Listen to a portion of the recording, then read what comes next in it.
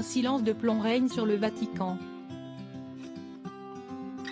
Seul l'écho des cloches de la basilique Saint-Pierre retentit dans les rues de Rome.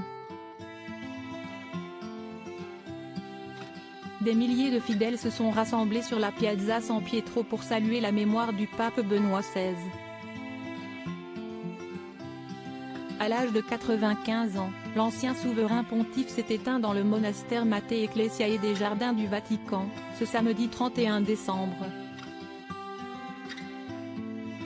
Quelques jours avant cette triste disparition, le pape François donnait des nouvelles peu rassurantes de son prédécesseur, sans préciser ce dont il souffrait.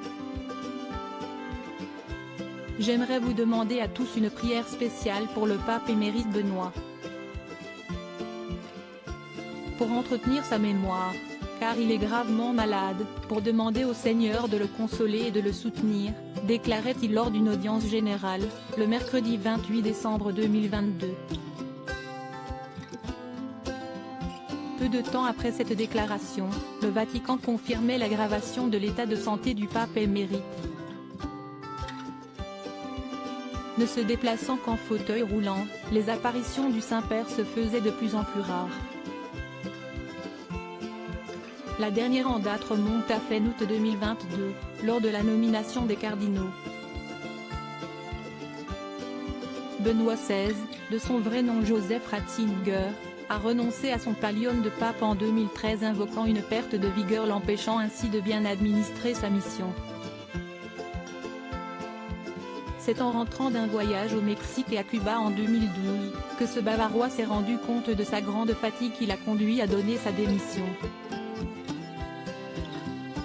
Je suis convaincu que mes forces, vu mon âge avancé, ne me permettent plus d'exercer correctement le ministère, avait-il annoncé dans un discours prononcé en latin.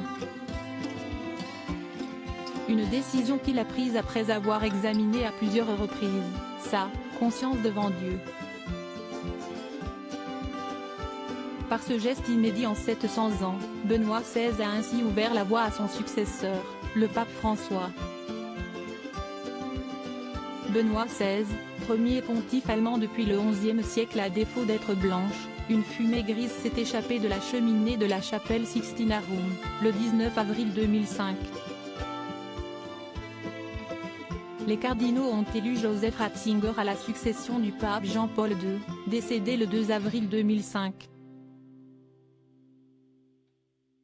À l'âge de 78 ans, il est devenu le premier pape allemand depuis Victor II, nommé au XIe siècle.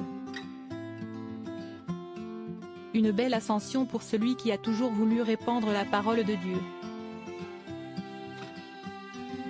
Fils de parents opposés au nazisme, Benoît XVI a catégoriquement refusé de rejoindre la Waffen-SS en 1944. Il n'a qu'une seule ambition, intégrer le séminaire. Une décision qui lui a valu 6 semaines dans un camp de prisonniers de guerre à Ebelin.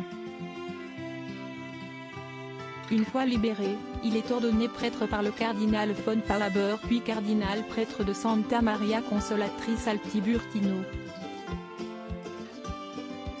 Théologien reconnu par ses pairs, il est désigné préfet de la Congrégation pour la doctrine de la foi, président de la Commission théologique internationale et de la Commission biblique pontificale par le pape Jean-Paul II en 1981.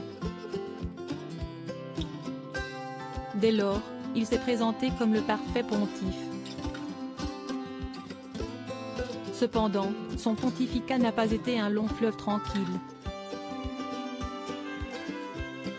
Connu pour son conservatisme, le Saint-Père a bien souvent créé la polémique avec ses discours sur le port du préservatif, l'homosexualité et l'avortement. De plus, ces 8 années passées à la tête de l'Église catholique ont été marquées par de multiples crises. En 2022, Benoît XVI a été rattrapé par le scandale de la pédocriminalité dans l'Église.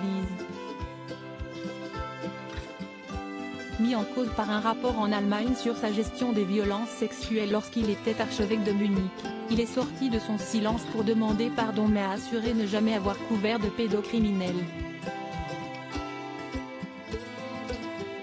Malgré ces polémiques, Benoît XVI a marqué l'esprit des fidèles par sa tendresse, sa fidélité, son sens de la famille, sa simplicité et son humilité. Crédit photo, Michel Ricci. La Presse.